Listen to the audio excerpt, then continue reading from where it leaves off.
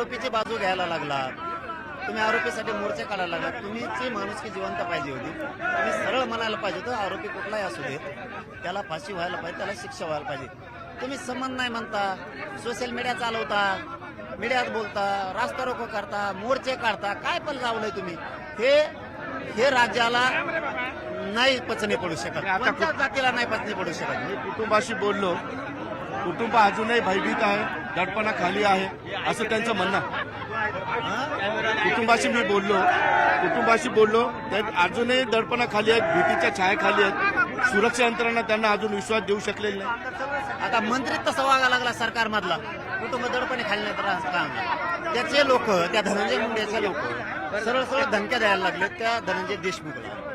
तरी तुम्ही त्याचीच पाठराखण करता, तरी तुम्ही आरोपीच्या बाजूनं बोलताय. तुम्ही बोलायला पाहिजे होतं संतोष भैयाच्या बाजूने. माणुसकी तुम्ही तिथं दाखवणं आवश्यक होतं. तुम्ही तिथं माणुसकी दाखवायचं सोडून दिलं आणि तुम्ही आरोपीचे पाठराखण करताय. तुम्हाला काय त्याच्यात म्हणजे मर्दानगी वाटायला लागली? आरोपीचे पाठराखण करून, पाठबळ देऊन, त्यांच्यासाठी मोर्चे काढून, खोटे खोटे नाटकं करायला लागले. 1 महिन्यानंतर श्रद्धांजली संतोष भाईला तुम्ही वायाला काय लागले? सगळे आरोपी अटक झाल्यावरच तुम्ही काय बोलायला लागले आता संतोष भाईच्या बाजूने? महिनाभर झोपले होते का? म्हणजे हे नाटक त्यांच्या समाजाला सुद्धा सहन होत नाही ना, ओबीसी समाजाला हे सहन होणार नाही. हे चाललेला डुप्लिकेटपणा आणि कुठल्याच वर्गाला नाही, कोणत्याच जाती धर्माला हे सहन होणार नाही. कारण तुम्ही खोलात चाललात. आणखीन बघा विचार करून, धनंजय मुंडे आणखीन खोलात चाललाय.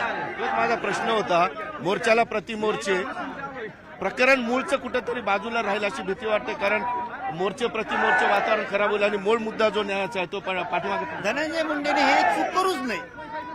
मी त्याचं नाव 25-26 दिवस घेतलं सुद्धा नव्हतं. त्यांनी ही चूक करू नये. ही जर रूढ पडली प्रतिमोर्चाची तर तुमचं सुद्धा कुणी ना कुणीतरी मरत असतं. त्यावेळेला मराठ्यांनी पण असंच वागायचं का? मग प्रतिमोर्चेच काढायचे का? ही रूढ तुम्हाला नवीन पाडायची का? एवढा मोठा मंत्री, त्याला शोधलं पाहिजे आपण काय करतोय, काय करून घेतोय. तो करून घेतोय आणि हे त्याच्यासाठी चांगलं नाही. त्याचा पाय खोलात चाललाय. पोरासारखं, पोरगळ बारगळासारखं, बालिशपणासारखं त्याने वागायला नाही पाहिजे, पण तो वागतोय. रस्ता रोको करून घ्यायला लावा लागला, कुठं लोकांना मोर्चे काढायला लावा लागला, काही ओबीसीच्या काही म्हणतो आम्ही, ठराविक काही जणांना बोलायला लावा लागला. म्हणजे तुम्ही माणुसकी जिवंत ठेवायला तयार नाहीत आणि विनाकारण जातीकडे नेता. हा विषय जातीचा काय संबंध याच्यात? लक्ष्मण नाके काल मोर्चा तिथे घेतला, मोर्चामध्ये तुमच्या वजनावर ते बोलले 35 किलोचा आहे आणि मला घरात घुसून मारायची भाषा करतो. त्याला नाही रे बाबा, त्याला विरोधक मानलं नाहीत आम्ही कधी, त्यांच्या कोणत्या नेत्याला मानलं नाही, मानणार नाही. ज्या दिवशी मानू ना त्या दिवशी बघू. 1 महिना पूर्ण झालाय, अजून एक आरोपी अटक नाही. तपासात समाधानी आज असण्याचं काही कारणच नाही ना. तपास पोलीस बांधव करतायत, सरकारही करताय, त्यांचे आरोपी पकडले सुद्धा, हे पण खरं आहे. परंतु जोपर्यंत त्यांना फाशी होत नाही तोपर्यंत समाधान कसं?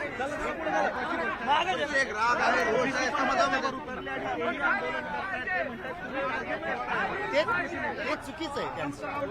हे धनंजय मुंडेचं चुकीचं आहे. धनंजय मुंडे खोलात चाललाय, आणखीन खोलात चाललाय. धनंजय मुंडे चुकीचं काम. हो, धनंजय मुंडे करून घेतोय, कारण त्यांनी हे करायला नव्हतं पाहिजे. मोर्चे काढायला लावणं, काही ओबीसीच्या ठराविक नेत्यांना बोलायला लावणं. अरे एवढी मोठी घटना झाली, एवढी क्रूर हत्या झाली, तू पाहिजे होता. तू सरकारचा मंत्री आहे, समजून घ्यायला पाहिजे. आपण सरकारमध्ये आपल्याकडे जबाबदारी आहे राज्याची. आपण मोर्चे काढून घेणं, आरोपीचं समर्थन करणं, अरे ही पहिली वेळ आहे. कोणत्या दिशेला न्यायचं धनंजय मुंडेला? नेमकं त्याच्या जातीचा काय संबंध? कशाला मोर्चे काढायला लावतो? संतोष देश गुन्हे दाखल होत आहेत. माझ्यावर हजारो झाले तर मी गरिबाच्या न्यायासाठी हटणार नाहीये.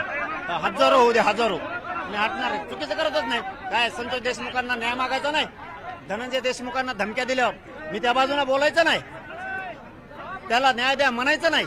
मराठ्यांच्या गोरगरिबांच्या लेकराला आरक्षण द्या म्हणायचं नाही? मी न्याय नाही मागायचा? जातीवाद करतोय कुठं? गुंडाला बोलायचं नाही? गुंडाने